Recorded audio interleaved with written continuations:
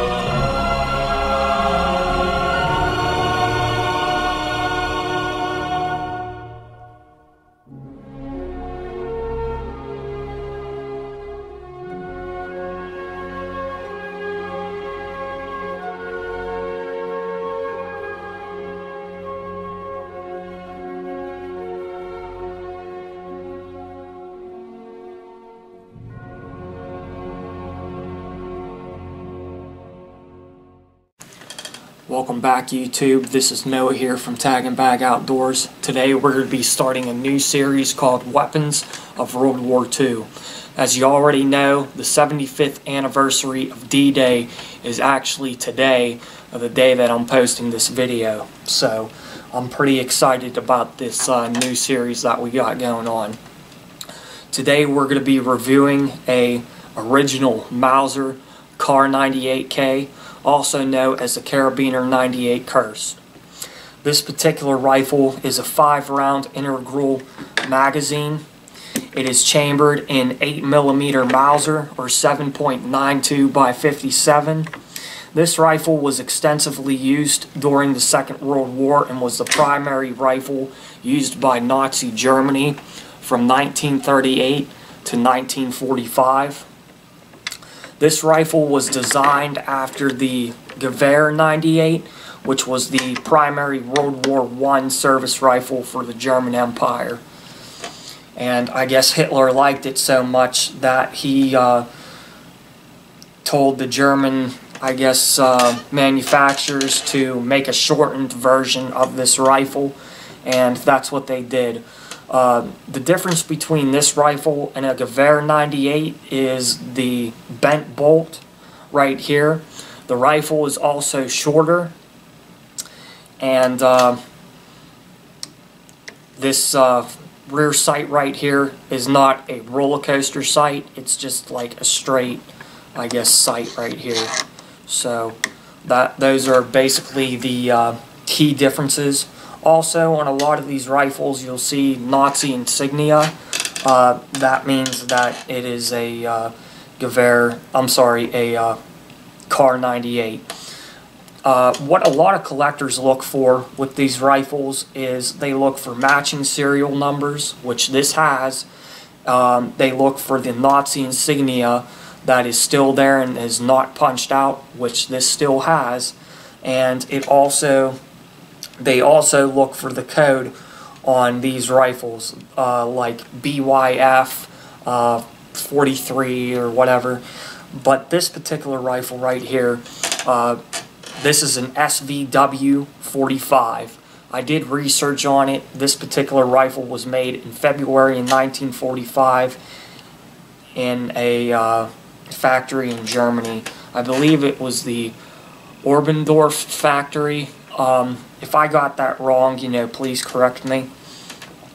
But this particular rifle was made in February 1945 by the serial number and the markings on this rifle. This rifle was brought back by my great uncle. His name was Harry Yex. He was in the Ardennes campaign. I'm not sure if he was in D-Day or not, but he survived the war, and he brought this back. You know, he shipped this back to his house. My grandfather said that his mother was outside one day and there was a box leaning against the mailbox, and all of this stuff was in that box. This rifle came with a bayonet. Okay.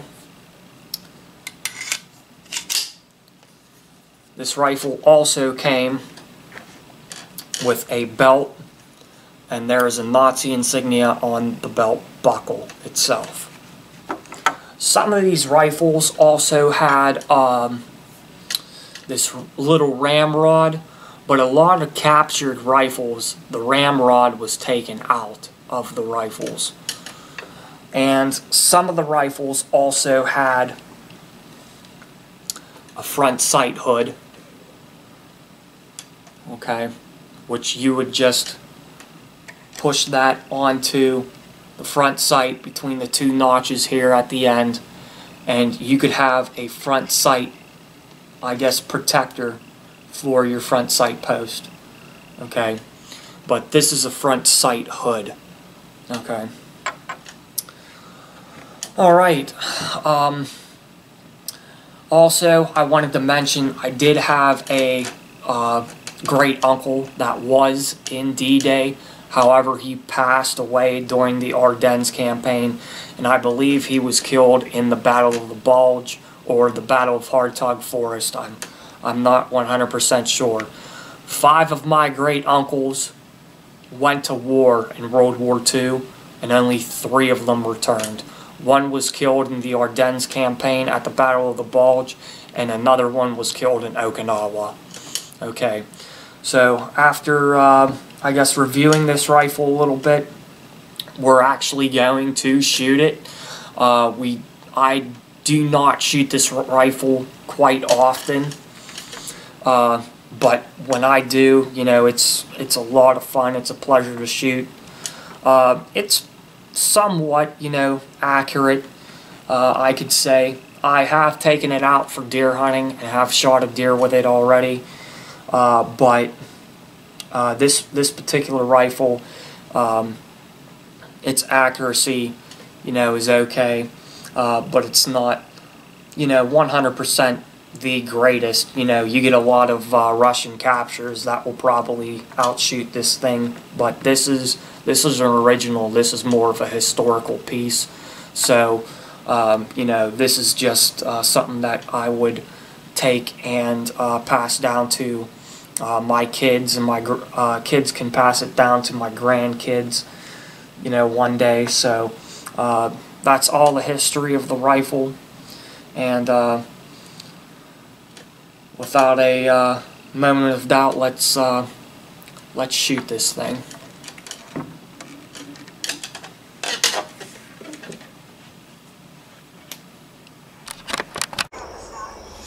Alright, so with the Mauser Kar98k, this rifle holds about 5 shots When they were issued to the German Nazi troops, you would have stripper clips that you would just push 5 rounds down into the rifle.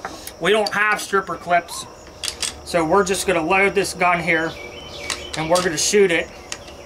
We were shooting it a little bit earlier, but prior to that, I have not shot this gun probably since I first got it. And before that, the gun hasn't been shot in, I don't know, probably over 30, 40 years. It's been a long time. My uncle used to take this gun deer hunting. Okay, we're going to shoot it here at about 100 yards and see what it does. I'm going to aim right in the middle of that person right there. You don't have to turn that camera. I'm just one shots of me shooting a rifle. Can you guys see everything that's going on? Yep. Okay. Mauser model 98k.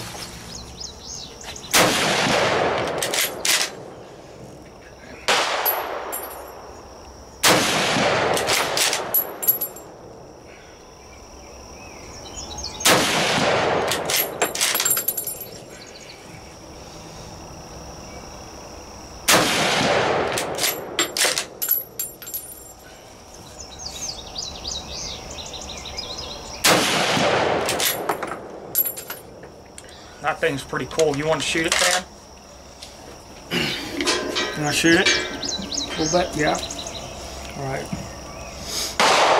This particular gun was made in 1945, as I said before, prior to the video in the introduction. It shoots pretty good for how old it is. About 76 years old. No, 74. Okay. Where were you aiming at on the target? I was aiming dead center on the target, like right in the middle of the silhouette.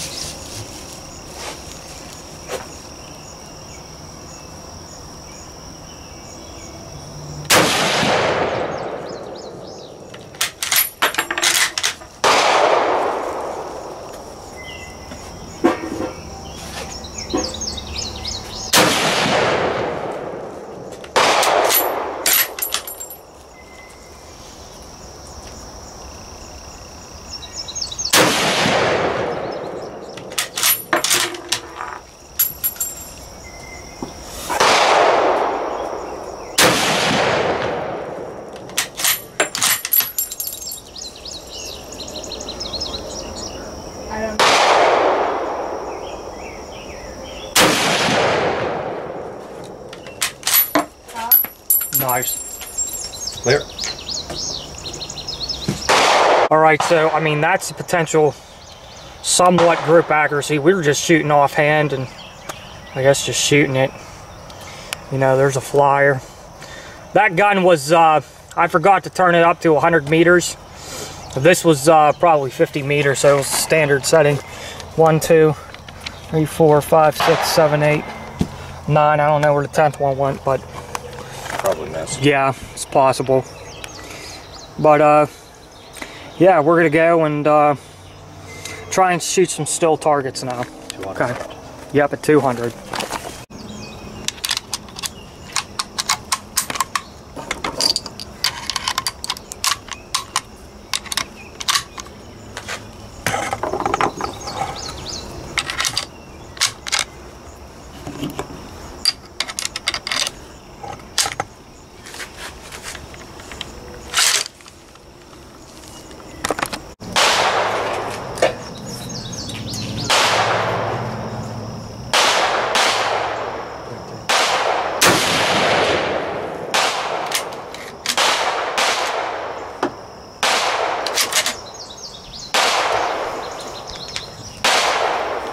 Nope, can't do that. The sling's not on there.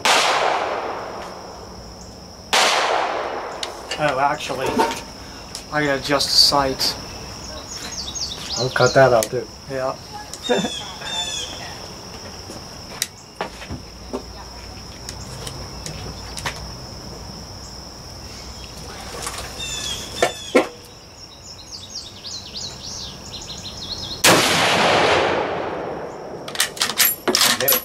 Huh? That was a hit. Was it? I seen it move. I seen the small circle move. Oh, okay.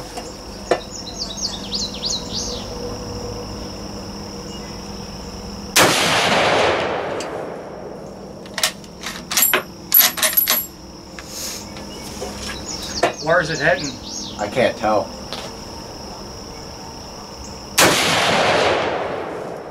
It's so wet up there, you can't see where the dirt's shooting up. Mm-hmm.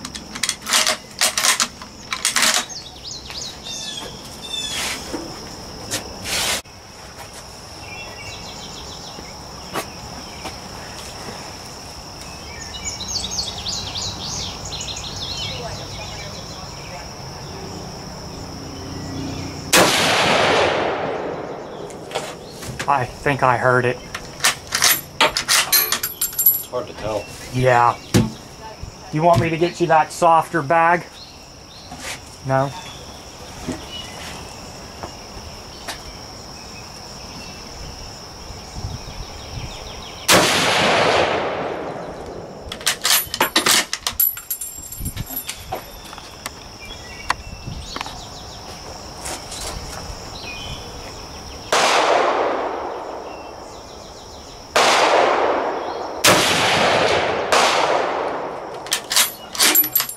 Just high. A little high. Aim right at the bottom of the target there. Or adjust your sight. Okay.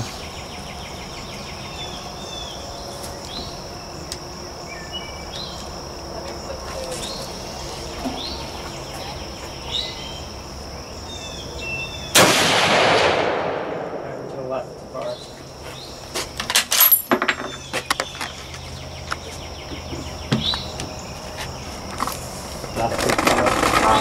Yep. If you would have made it a little bit more over, it would have been good.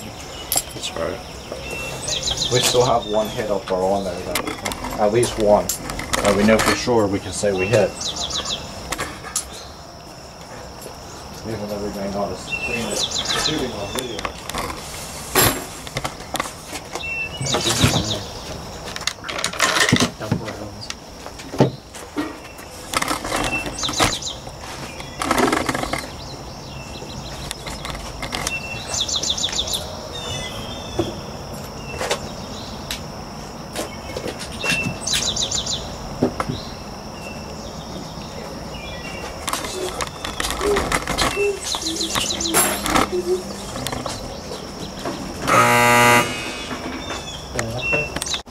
Well, we came up here at the gong for 200 yards. I mean, we weren't shooting too accurate. I don't shoot that gun too often. Neither does Dan, because he obviously doesn't really own it. But we did hit the gong one time right there. That was Dan shooting. And then me, I probably hit. I don't think that this is mine, so I think I'm just gonna call it. I completely missed the target at 200, but it's a fun gun to shoot. So, and then this one right here, we were shooting the AR. So we will we'll continue on this series. We've had a lot of fun making it for you guys. As you guys know, 75th anniversary D-Day. We just love to shoot these guns, like to talk about them. I have a huge interest in World War II firearms and old guns, so we'll be making a lot more of these videos here coming up. And I hope you guys like the series, because we really like making them here. And as always, y'all have a good one, and I'll catch you guys later. Y'all have a nice day.